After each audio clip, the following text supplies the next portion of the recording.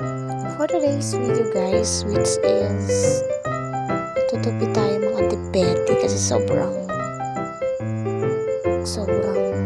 bag na bagyo ang ating lagayan ng mga damit. Ayan. Ay natin nilalabas ko na dun sa may storage box. Tapos ilalagay natin dyan o sa may new investment na naman tayo mga tipeti. Ayan, kumuha pala ako ng Jura box. Mga antipeti. Kasi, sobrang dami na ng damit. Wala nang lagayan mga antipeti. Kaya ayan. Ayan. Nag-selfie muna ako kasi na-stress na ako. Kasi ang daming tupiin mga anti. Di ko alam kung saan ako magsisimula. Ayan. O diba? Pero inuna ko muna yung mga shorts. Ayan, yung maong na shorts, guys.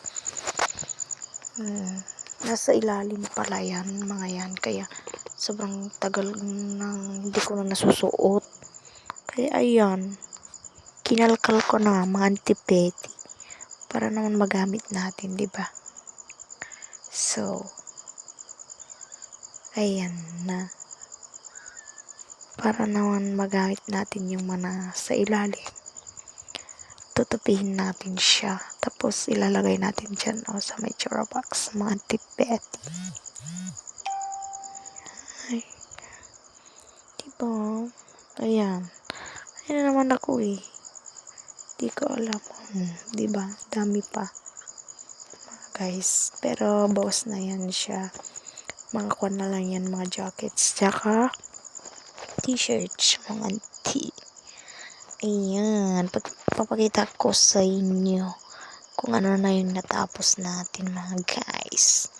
O yan. O diba? Napaka-organized. Ganda talaga pag may hangeran ng mga damit. O diba? O, saan ka pa antipeti? Ang linis tingnan. Diba? Ang ayos-ayos o. O, pack. Ayan, kaya nga bumili ako ng Jura box mga anti. Para naman may napupuntan yung pera ng Diyos sahod niya ba? Ayan, tapos na tayo dyan mga anti. Kaya, for selfie na tayo. Diba? Ayan. Diba ang ayos? Ang sarap tignan. Pag maayos ang bahay. O diba? Kahit papaano. Worth it yung maghapong naglilinis ka anti. Yung maghapong nag-aayos ka. Tapos, ayan. Kaya punta na kami doon sa may Taltalon. For the high yung baby ko, diba? Nakita siya ng baka eh. Ayan.